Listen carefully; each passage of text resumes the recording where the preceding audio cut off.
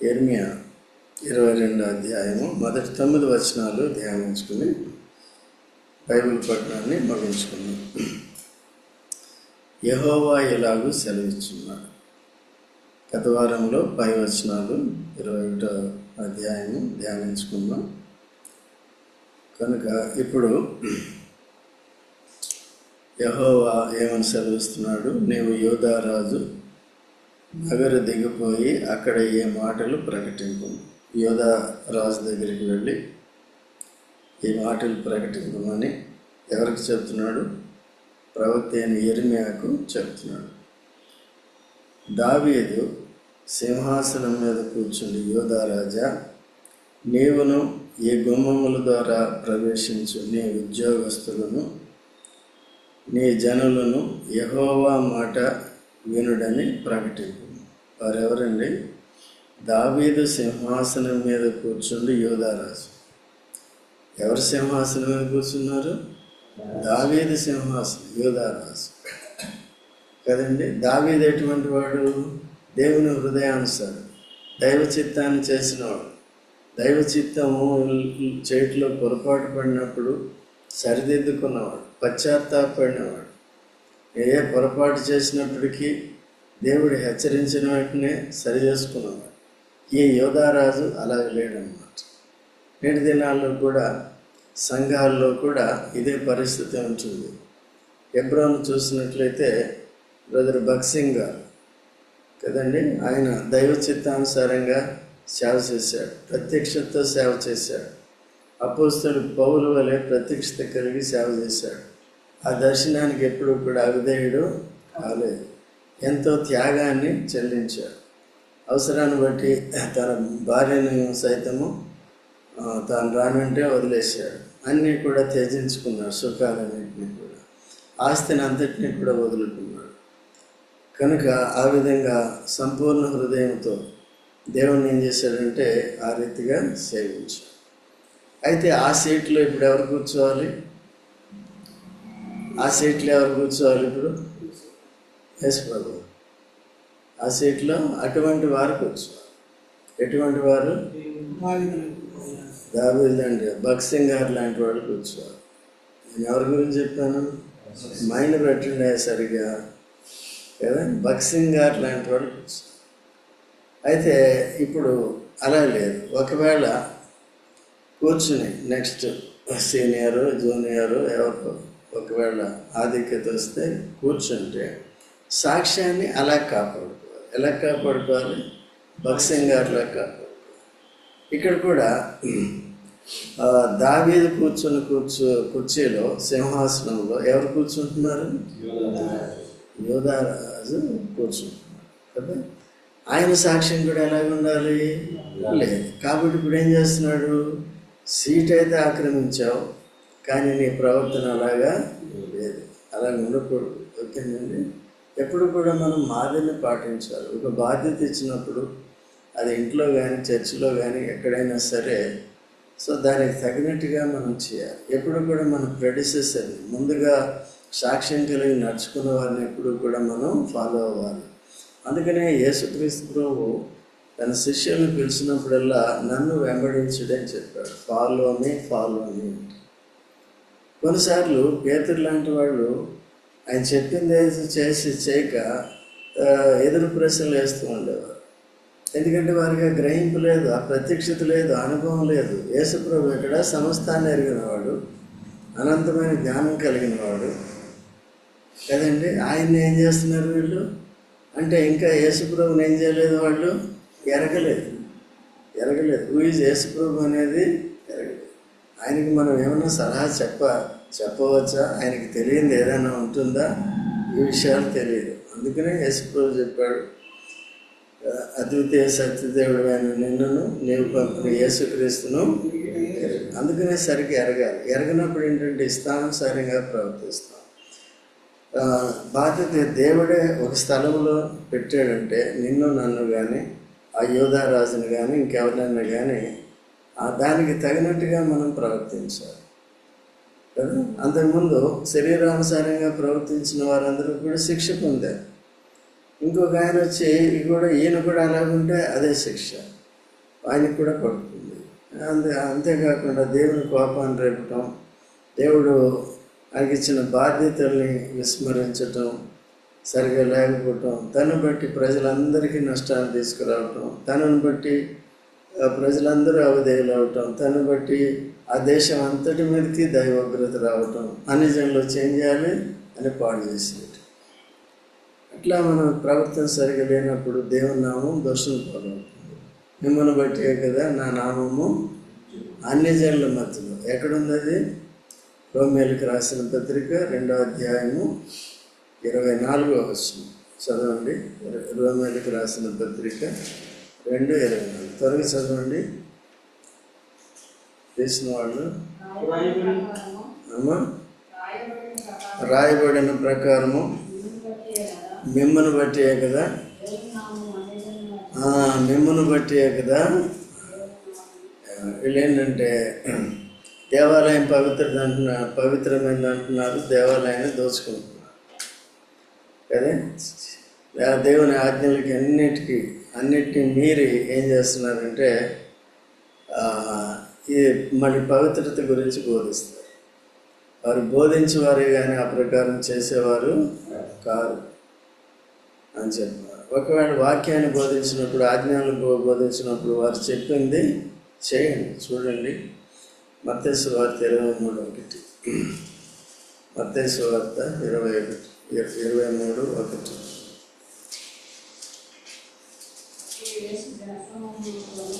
అప్పుడు యేసు తన శిష్యులతోనూ, జన సమూహం అందరితోనూ, తన శిష్యులతోనూ కనెను. శాస్త్రులను పరిచయులను ఎక్కడ కూర్చుంటారండి? మోసే ఎక్కడ, వీళ్ళు ఎక్కడండి? వేషధారులు, పనికిరానోళ్ళు. అందరికీ పీఠం కావాలి కానీ దాన్ని ఆ పీఠానికి ఉన్న నీతిని, పరిశుద్ధతను పాటించేది లేదు. అట్లా అయిపోయింది ఈ దినాల్లో. ఈ దినాల్లో కాదు, అప్పుడు కూడా ఇప్పుడు చూస్తున్నాం కదా, అలాగే ఉంది. కనుక వారు మీతో చెప్పిన వాటన్నిటిని చేయండి, అనుసరించి గైపడండి. ఆ క్రియలు మాత్రం ఫాలో అవుతుంది. కాబట్టి వాడు చెప్పుదురే కానీ చేయరు. అదన్నమాట. 23వ వచనం కూడా చదవండి, అదే అధ్యాయం 23:23. అయ్యో వేషధారులైన శాస్త్రులారా, పరిసయ్యులారా, పుదీనాలోను సోంపులోను జీలకర్రలోను దశంభాగం ఇచ్చి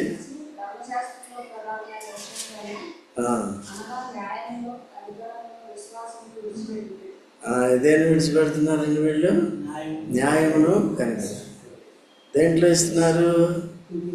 విలువలైన వాటిలో ఇస్తున్నారు.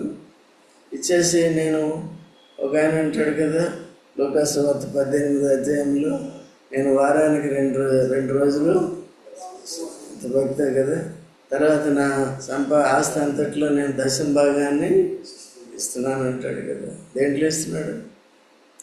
సోంపు, పుదీనా, వీటిలో అన్నమాట కదండి. ఏం చేయాలి? న్యాయము, కనికరము, వాటిని ప్రేమ, వైఖరి, అవి ఉండేవి చేయాలి. అవి ఉన్నవారు వీళ్ళు ఈ క్రియలు కూడా సంపూర్ణంగా చేస్తారు కదా, కొంచెం చేయరు. ఓకే, అందుకనే మీకా కూడా రాస్తాడు చూడండి. మీకాలో 6:8 ఇంత తెలిసిందే, మళ్ళీ ఒకసారి గుర్తు చేసుకోండి. వాక్యం గుర్తు చేసుకోండి, భావాన్ని మనం దాన్ని పాటించేవారిగా ఉండాలి. లేకపోతే మనం కూడా మనుషుడా ఏది ఉత్తమమో అది నీకు తెలియజేయబడింది. న్యాయముగా నడుచుకొనుటయు, కనికరమును ప్రేమించుటయు, ప్రవర్తించాలి. ఏం చేయాలంటే, ఓ మనుషుడా ఏం కోరుతున్నాడు దేవుడు? న్యాయముగా నడుచుకుంటాం, కనికరాన్ని ప్రేమించటం. యేసుప్రభు కూడా 50 చెప్పాడు కదా వాళ్ళకి, వాడు చెప్పుదురే కానీ చెయ్యి. అట్లా మనం అట్లా ఉండకూడదు. అదే యాకోబు పత్రికలో కూడా మనకు తెలుసు కదా, ఏమని చెప్పాడు యాకోబు పత్రిక, యాకోబు పత్రిక 1వ అధ్యాయము 22వ వచనం చదవండి. యాకోబు పత్రిక 1వ అధ్యాయం. వినువారు మాత్రమే ఉండి, మీరు వినువారు మాత్రమే ఉండి మోసపుచ్చుకొనకుండా, మిమ్మల్ని మీరు మోసపుచ్చుకొనకుండా వాక్య ప్రకారము ప్రవర్తించు వారినై ఉండుడి. వాక్య ప్రకారం ప్రవర్తించాలి.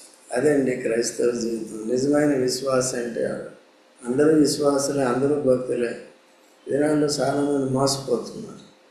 ఎవరైనా ప్రవర్తన సరిగా లేకపోయినా చాలా మంచి బిల్లేవర్ అండి, చాలా మంచి బిల్లేవర్ అండి, పెళ్లి చేసుకోవచ్చండి, పెళ్ళికి ఇవ్వచ్చండి అని చెప్తున్నారు నాకు.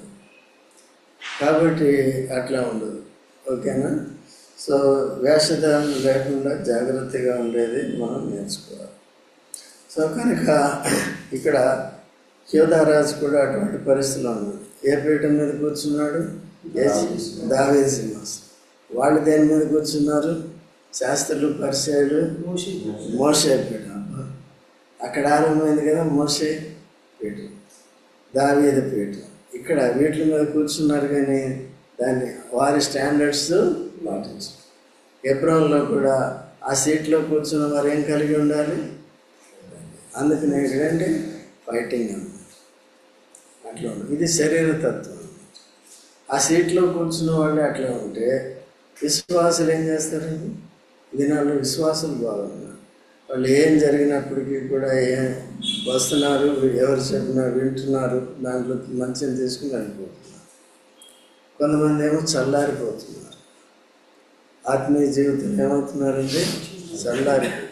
కొంతమంది నిలువెచ్చగా వస్తుంది, కొంతమంది డిసిప్లిన్ కోల్పోతున్నారు, క్రమశిక్షణ కోల్పోతున్నారు, సమయానికి రాకపోవటం, నేర్చుకోకపోవటం, ఆరాధన చేయకపోవటం, ప్రార్థన చేయకపోవటం, నానా రీతులుగా ఉంటున్నారు. అట్లా లేకుండా వీరందరూ ఈ ఇతరులు మనుషులందరూ కూడా, లేకపోతే విశ్వాసులందరూ కూడా, లేకపోతే సంఘం అంతా కూడా ఈ తప్పుదారి పట్టడానికి కారకులు ఎవరండి? పాలకులు. అందుకనే పాలకులు సరిగా ఉండేది నేర్చుకోవాలి. ఓకేనండి? అందుకనే భక్సింగ్ గారు చెప్పారు, మీ తర్వాత ఎవరు మీ సీట్లో కూర్చున్నదంటే నా తర్వాత ఎవరు ఉండరని చెప్పాడు కదా. ఎవరు ఉండరని చెప్పాడు, కానీ అందరూ కూర్చుంటున్నారు కదా. కూర్చున్న వాళ్ళు అంతా ఎవరండి? ఆయనలాగే బాగా చెప్పారు సురేష్ కదా. అట్లా కాబట్టి ఆ విధంగా ఉంది. ఒక రిపోర్టర్ నన్ను అడిగాడు, మరి మీరు కూడా సీనియర్ కదా, మీరు కూర్చోవచ్చు కదా అక్కడ అన్నాడు. అర్థమైందా? మనకి అవన్నీ వద్దు. ఏం కావాలి మనకి? మనకు ఫస్ట్ ఏమి ఉండాలండి? అర్హత ఉండాలి. అర్హత అంటే ఏంటి? ఆయనలో కొంచెం అన్నా ఉండొచ్చు మనకి తెలిసినంత వరకు మనకు ఉన్నంతే. కానీ దానికి వీళ్ళు ఇప్పుడు చుట్టూ ఎవరున్నారు? శరీరం. ఆ సీట్లోకి ఎవరైనా రాణిస్తారా? అట్లా ఉంటుంది. ఇదంతే అవసరం లేదు. బట్ ఇట్లా ఈ సబ్జెక్ట్ ఇది కాబట్టి మనం చాలా జాగ్రత్తగా అర్థం చేసుకోవాలి. ఊరికే సీట్ని, అధికారాన్ని, స్థానాన్ని కోరుకున్న వారుగా ఉండకూడదు. ముందు క్రియలు చేసి చూపించాలి. ఎప్పుడన్నా ట్రైనింగ్ బాగా ఇస్తారు మంచిగా, కానీ ట్రైనింగ్ అయిపోయిన తర్వాత మళ్ళీ స్టాండర్డ్స్ కోల్పోయేవారుగా ఉంటారు. ఆత్మానుసారంగా ఆరంభిస్తారు, ఆత్మీయంగా ఎదుగుతూ ఉండాలి, అదే స్టాండర్డ్లో ఎదుగుతూ ఉండాలి. మళ్ళీ శరీరానుసారంగా మార్పు పరిస్థితి చాలా ఉంటుంది. గలితీ సంఘంలో కూడా అట్లే జరిగింది కదా.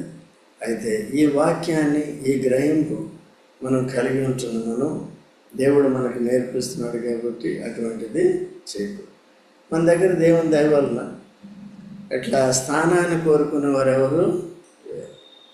వారికి పరిచయం అయితే యాజక ధర్మం అందరికి ఇచ్చాడు, అందరూ చేయాలి అని చెప్తూ ఉంటాం. మేము కూడా చేస్తూ ఉంటాం.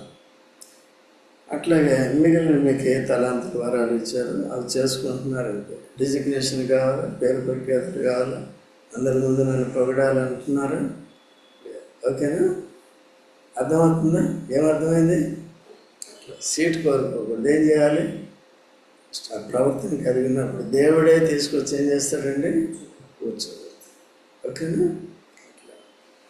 అవసరమైతే కొంత తొలగించేస్తాడు కదా. ఫరోని తొలగించి ఎవరిని పెట్టాడు? ఫరోని తొలగించి అంటే పక్కన పెట్టి ఎవరిని పెట్టాడు? యోసేపుని పెట్టాడు. ఈవెన్ అక్కడ కూడా దానియేలుని పెట్టాడు కదండి. అట్లా ఉంటాయి దేవుని కార్యాలు. అందుకనే ప్రత్యక్షత ఉండాలి, దానికి తగినట్టుగా నడుచుకోవాలి. ఈ రెండు చెప్పేది చేసేది టాలీ అవ్వకపోతే విశ్వాసులైనా సరే, సేవకులైనా సరే, ఎవరైనా సరే ఒట్టిదే, వారి సాక్ష్యం ఒట్టిదే. వారు యోధా రాజు వంటి వారే, దేవుని దృష్టిలో సరైన వారు కాదు. దేవుడు వదిలేస్తున్నాడు. తీర్పు రోజు ఒకటే పెట్టుకున్నాడు, అప్పుడే చూసుకుంటాడు. ఇప్పుడు వదిలేస్తున్నాడు. పరిశుద్ధ స్థలాన్ని పాడు చేస్తున్నారు, వదిలేస్తున్నాడు. అదే నాలో కూడా అయితే ప్రకటిస్తూ వచ్చాడు తీర్పులు. చూడండి, నీవును నీ గుమ్మముల ద్వారా ప్రవేశించి నీ ఉద్యోగస్తులను నీ జనులను యెహోవా మాట వినుడని ప్రకటన. ఎవరు వినాలంటే గుమ్మం ద్వారా ప్రవేశించేవారు, ఉద్యోగస్తులు, రాజు, ఉద్యోగస్తులు, మిగిలిన అందరూ పాడైపోయారు.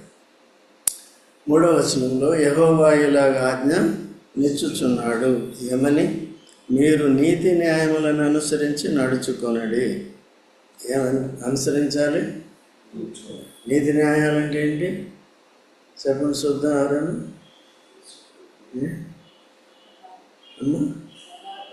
యథార్థంగా నీతి న్యాయాలంటే దాని పక్కన ఉంది చూడండి. దోచుకొనబడిన వానిని బాధ పెట్టు వాని చేతిలో నుండి విడిపించడం. దోచుకునే వాడిని ఏం చేయాలంటే మనం అదే ఇదే న్యాయం. మనం దోచుకుంటే అన్యాయం. దోచుకునే వాడిని మనం విడిపిస్తే న్యాయం. దోచుకుంటున్న వాడిని ఏం చేయాలి? మనం చెప్పాలి తప్పిదని చెప్పినప్పుడు మనం ఏం చేయాలి? అందుకనే హెబ్రీయులకు రాసిన పత్రిక పౌలు అంటాడు చూడండి. హెబ్రీయులకు రాసిన పత్రిక 5వ అధ్యాయం 13వ వచనం. హెబ్రీ 5:13. మరియు పాలు త్రాగకపోతే వాడును శిశువే గనుక నీతి వాక్య విషయంలో అనుభవ జ్ఞానము. నీతి వాక్యం, నీతిని ఎలాగ చేయాలి? Right. What is right in the sight of God is called నీతి. దేవుని ఎదుట సరైనదే నీతి అన్నమాట. కాబట్టి నీతి వాక్యం, మనకిచ్చిన వాక్యం ఏది? నీతి వాక్యం, విశ్వాస వాక్యం. ఇది విశ్వాసాన్ని కలిగజేసే వాక్యం. విశ్వాసం ద్వారా నీతిమంతులైన తర్వాత నీతి క్రియలు చేయాలి. నీతి క్రియలు అంటే అబద్ధం ఆడవద్దు, ఆడకపోతే నీతి, ఆడితే న్యాయాన్ని జరిగించిన వారము కాదు. ఇక్కడ దోచుకోవద్దు, దోచుకొనబడే వారిని కూడా ఏం చేయాలంటే మనం విడిపించాలి. అప్పుడు నీతి వాక్యాన్ని మీరు అనుసరించేవారుగా ఉంటారు. అప్పుడు ఆత్మీయ ఎదుగుతారు, ఇతరులకు బోధించడానికి సమర్థులు అవుతారని పౌలు 5:13 హెబ్రీలో ఇప్పుడు మనం చదువుకున్నాం. తర్వాత అక్కడ అయిపోయింది. బాధ పెట్టు వారి చేతిలో నుండి విడిపించి, తర్వాత పరదేశులనైనను, తండ్రి లేని వారినైనను, విధవరాండ్రనైనను బాధింపడు. ఇది న్యాయం. పరదేశులను, మనకి ఎవరు తెలియని వ్యక్తులు కూడా, ఇతర వ్యక్తులు కూడా వారి దగ్గర దోచుకోవడానికి వీలు లేదు. విధవరాండ్రనైనను, విధవరాండ్ర దగ్గర కూడా దోచుకుంటారు. ఏలియాలు ఏం చేశాడండి? విధవరాలకి భోజనం పెట్టాడు. 4 మెతులు ఆయన తిన్నాడు, 4 మెతులు ఆమెకు కూడా పెట్టాడు అప్పుడు వరకు కదా. ఈ స్థలములో నిరపరాధుల రక్తము, నిరపరాధులు ఏం చేయకూడదు? అన్యాయం చేయకూడదు, వాళ్ళని చంపకూడదు, రక్తాన్ని చెల్లించు. దేవుడు లెక్క అడుగుతాడు. వీరంతా ఎవరండి? ద్రోహులు, అన్యాయస్తులు, న్యాయముగా నడుచుకోనని. సో మనం కూడా ఇప్పుడు యేసుక్రీస్తు ప్రభు రక్షించినాడు, నూతన హృదయం, నూతన స్వభావం ఇచ్చాడు కనుక క్రీస్తు యేసునందున్న వారంతా ఎవరండి? నూతన సృష్టి. పాతవి గతించాలి. పాతవి గతించాలి. అన్యాయము, ద్రోహము, దోచుకుంట, అద్భార్థము, అపవిత్రత ఇవన్నీ కూడా మానేసి యథార్థంగా ఉండేది నేర్చుకోవాలి. తర్వాత మీరు నిశ్చయముగా ఇలాగను చేసినట్లు దావీదు సింహాసనం మీద కూర్చుండు రాజులు రథములను గుర్రములను ఎక్కి తిరుగుచు ఉద్యోగస్తుల సమేతముగాను జనుల సమేతముగాను ఈ నగరు ద్వారముల గుండా ప్రవేశింతురు. అలా చేస్తే ఏమవుతారండి? క్రియ చేసిన వాడే ఆ ఉన్నతమైన ఘనమైన గుమ్మాల గుండా వెళ్ళటానికి, ఆ సీట్లో కూర్చోటానికి. అదే ఇప్పుడు మనల్ని దేవుడు పరలోకంలో కూర్చోబెట్టాడు, దేవుడు పరిశుద్ధ స్థలంలో కూర్చోబెట్టాడు, సంఘంలో కూడా. ఇది సామాన్యమైన సీట్ అనుకుంటున్నాం, అందుకనే రామనుకుంటున్నాం, మనకు తెలియదు. పరిశుద్ధ స్థలంలో ఏం చేశాడు? మనల్ని కూర్చోబెట్టాడు. ఎఫ్ఎస్సి 2వ అధ్యాయంలో ఉంటుంది, తర్వాత చదువుకుంటుంది. ఓకే, 12వ వచనం తర్వాత ఉంటుంది, 11 తర్వాత చదువు. ఓకేనా? కాబట్టి రథములు, గుర్రాలు, రాజులు దేని మీద వెళ్తారు? రథాలు, గుర్రాలు. యోగుల వాళ్ళు యోగులు, పాటిస్తే యోగులు, పాటించకపోతే. మనకు కూడా అన్ని సోకులు కావాలంటే ప్రవర్తన కలిగి ఉండాలి. మనకి సోకులే కావాలి, కానీ ఏం కావాలి? ఇది ఏది చేయద్దు, అట్లా ఉండదు. నేటి దినాల్లో అట్లా జరుగుతుంది, జాగ్రత్తగా ఉండాలి. మనిషి మాటను బట్టి కాదు, కానీ మాటను విని ఆ ప్రకారం క్రియలు ఉన్నాయి చూసుకోవాలి. సేవకులు కానీ ఎవరైనా సరే కదా, ఇరుగు పొరుగు వారు కానీ మన సహవాసంలో ఉన్నవారు కానీ, మేము కూడా అది అబ్జర్వ్ చేస్తూ ఉంటాం. మీరు కూడా మమ్మల్ని అబ్జర్వ్ చేస్తూ ఉంటారు. ఒకరి లోపాలను ఒకరు ఏం చేయాలి? సరిదిద్దుకోవాలి, హెచ్చరించుకుని సరిచేసుకోవాలి. సమాజంగా కూడేది ఎందుకండి? ఏప్రిల్కి రాసిన పత్రిక 10వ అధ్యాయం 24, 26 కలిసి ఉన్నాయి, చదవండి. ఏప్రిల్ 10, 24. మీరు సమాజంగా కొందరు మానుకొనుచున్నట్టుగా సమాజముగా కూట మానక ఒకరినొకడు హెచ్చరించుచు కొలది ఏం చేయాలంటే ఒకరినొకరు హెచ్చరించు, ప్రేమ కూడా చూపించాలి. ప్రేమ అదే, ఒకవేళ ఒప్పుకున్నాడు, నేను తప్పు చేశాను ఒప్పుకొని ప్రేమతో క్షమించాలి. ప్రేమ ఏం చేస్తుంది? పాపములను క్షమిస్తుంది. కప్పును అంటే క్షమిస్తుంది. యేసుప్రభు మన పాపాలన్నింటినీ ఏం చేశాడు? కప్పెను. క్షమించాడా? కప్పెను అంటే అర్థం ఎవరికి చెప్పడం, పలానా ఇచ్చేసాడు, ఇచ్చేసాడు. కప్పుకున్నవాడే, పాపాన్ని కప్పుకున్నవాడే రహస్యాలు బయటపెడతాడు. ఏదో రోజు దొరికిపోతాడు కదా, ఏదో రోజు పట్టించేస్తాడు. అట్లా జాగ్రత్తగా ఉండాలి. 6వ వచనం, 5 అయిపోయిందా? 5. మీరు ఈ మాటలు వినని ఎడల ఈ నగరు పాడైపోవును, నా తోడని ప్రమాణం చేయుచున్నాను, ఇదే యెహోవా. ఎవరి మీదండి? ఎవరి తోడు? ఎందుకు తన తోడు అని పెట్టుకున్నాడు? తనకంటే పెద్దోళ్ళు ఇంకెవరు లేరు, తనకంటే పరిశుద్ధులు ఇంకొకళ్ళు లేరు, ఇక తానే హైయెస్ట్. అదే తన మీదే పెట్టుకున్నాడంటే చూడండి ఇంకేముంది. చాలామంది, కొంతమంది కూడా నా తోడు, నా అమ్మ తోడు, అవి తోడలక్కర్లేదు. అర్థమవుతుందండి? కొంతమంది దేవుని తోడు అంటారు, ఇక్కడ దేవుడే పెట్టుకున్నాడు. ఓకేనా? కాబట్టి అందుకనే దేవుని మాట వినకపోతే దేవుడు ఎంత తీవ్రంగా తీసుకుంటున్నాడో చూడండి. తర్వాత 6వ వచనంలో యోధా రాజవంశస్థులను గురించి యెహోవా ఇలాగ సెలవిచ్చున్నాడు, నా వెనుకలో నీవు గిలాది వలె ఉన్నావు, లెబానోను శిఖరం వలె ఉన్నావు. అయినను నిత్యముగా ఎడారిగాను నివాసులైన పట్టణములుగాను నేను నిన్ను. ఇప్పుడైతే చాలా సౌందర్యంగా ఉన్నాం, చాలా వైభవం కలిగి ఉన్నాం, చాలా ఏం చేస్తున్నాం, మన భాషలో ఎంజాయ్ చేస్తున్నాం. కానీ ఏం చేస్తున్నామండి? తప్పు చేస్తున్నాం, ప్రజలను సరిగా నడిపించట్లేదు, దావీదులాగా ప్రవర్తించట్లేదు కదండి. సో కాబట్టి ఏమవుతామండి, నివాసం లేని పట్టణముగా చేస్తాం. మకుటం లేని రాజు అయిపోతావు, సింహాసనం లేని రాజు అయిపోతావు, ప్రజలు లేని రాజు. ప్రజలందరూ చచ్చిపోతే ఇంకెవరిని వెళ్తాడండి? అట్లా ఏలాలని కోరుకోవద్దు. ఓకే, చూడండి ఇంకా ఏది నెక్స్ట్ 7. నీ మీదకి వచ్చుటకే ఒక్కొక్కడు తన ఆయుధములను పట్టుకొని సంహారకులను నేను ప్రతిష్ఠించుచున్నాను. నీ దేవదారు అగ్నిలో ఇవన్నీ వారి మీదకి మార్చుకోకపోతే వచ్చే ఈ విపత్తు అంతా కూడా, పరిణామాలన్నింటినీ కూడా దేవుడు ఏం చేస్తున్నాడండి, అనేక జనులు ఈ పట్టణపు మార్గమును పోవచ్చు.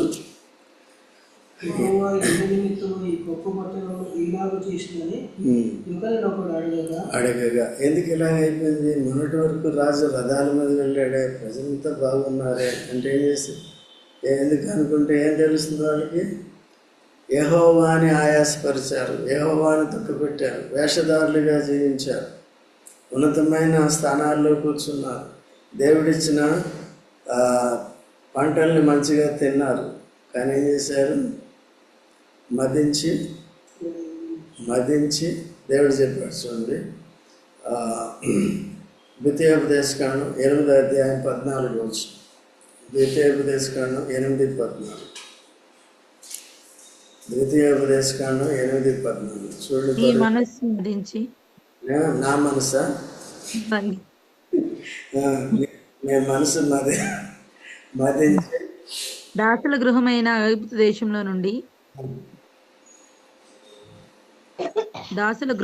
ఐగుప్తు దేశంలో నుండి నిన్ను రప్పించిన నీ దేవుడైన యెహోవాను మరచెదవేమో.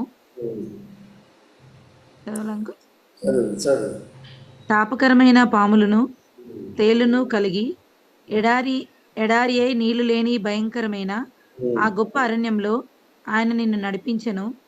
రాతి బండ నుండి నీకు నీళ్లు తెప్పించెను.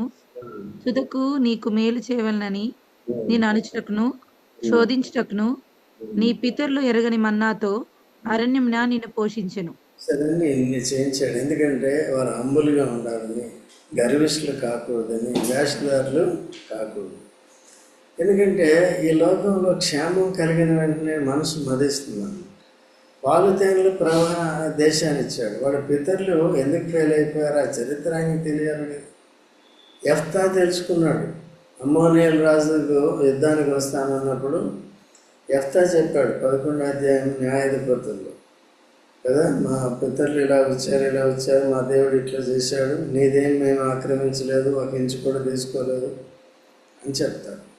నీకు కూడా తెలిసి ఉండాలి కదండి. సో కాబట్టి అన్ని జనుల మధ్య చూసేవారు ఎదుట ఏమవుతుందండి? దూషణ పాలు, దేశం దూషణ పాలు. అందుకనే దేవుడు కూడా చెప్పాడు నిర్గమకాండంలో 32వ అధ్యాయంలో 5వ వచనం నుంచి చదువుకోండి. అక్కడ ఉంది, మోషే వారు ఎప్పుడైతే విగ్రహాన్ని చేసుకుంటారో, మోషే కొండ మీదకి వెళ్ళినప్పుడు ఆ యొక్క ధర్మశాస్త్ర పలకలను తీసుకురావడానికి వెళ్ళినప్పుడు, మోషే నీవు తోడుకొని వచ్చిన ఐగుప్తుని తోడుకొచ్చిన నీ ప్రజలు చెడిపోయారు. మంచిగా ఉంటే దేవుని ప్రజలు నా ప్రజలు అన్నాడు. చెడిపోయినప్పుడు నీవు తోడుకొచ్చిన నీ ప్రజలు అన్నాడు. వారు ఎల్లప్పుడూ కూడా హృదయంలో తప్పిపోయేవారు కాబట్టి వాళ్ళు ఈ విధంగా ప్రవర్తిస్తున్నారు. వాళ్ళని నాశనం చేసి నిన్నొక్కడనే గొప్ప జనంగా చేస్తాను అని చెప్పాడు. అయితే మోషే ఏమన్నాడు? సరే అన్నాడా? లేదు ప్రభువా, నీ నామము దూషణ పాలవుతుంది. ఈ ప్రజలను ఐగుప్తు నుంచి విడిపించి తీసుకెళ్ళాడు దేవుడు యెహోవా. వారందరినీ పోషించలేక నడిపించలేక కోపోద్రేకుడే చంపేశాడని చెడ్డ పేరు నీకు వస్తుంది.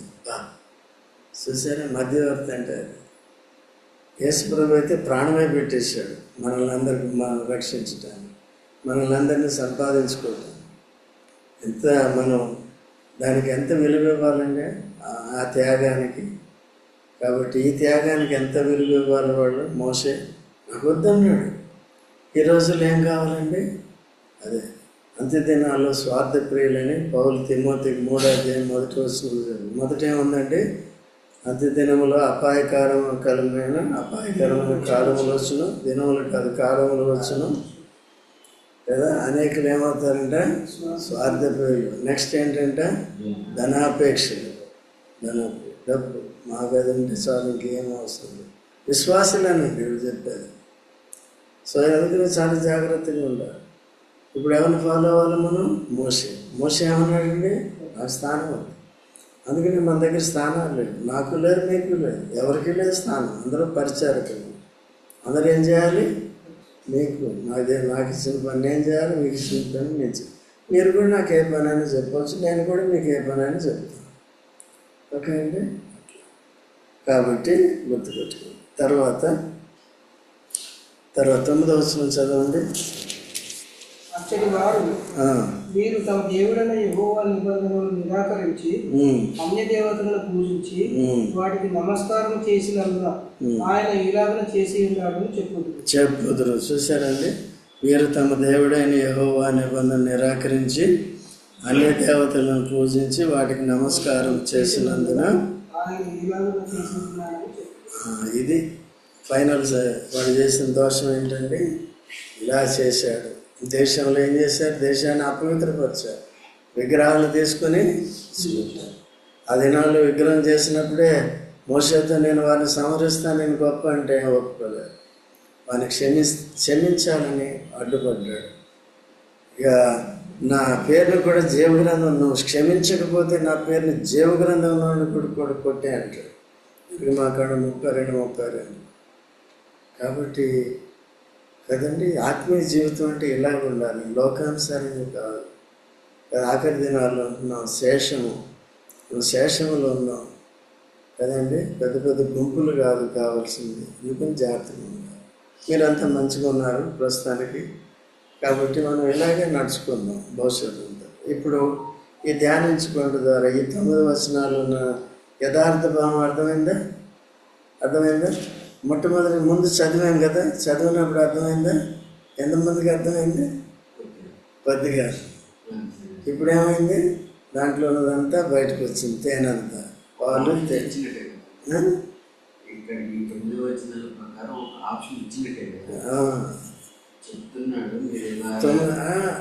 ఆయన చెప్పట్లేదు, జనులు అనుకుంటున్నాం. జనులు అటు దారిని పోతూ దేశం ఏంటి ఇలాగైపోయిందని, పాడు అయిపోయిందని చెప్పుకుంటున్నారు వాళ్ళు. ఓకేనా? అది నెక్స్ట్. తర్వాత ఆప్షన్ ఉందో లేదని తర్వాత వచ్చే వారం ప్రభుత్వం చూసుకుంటాం.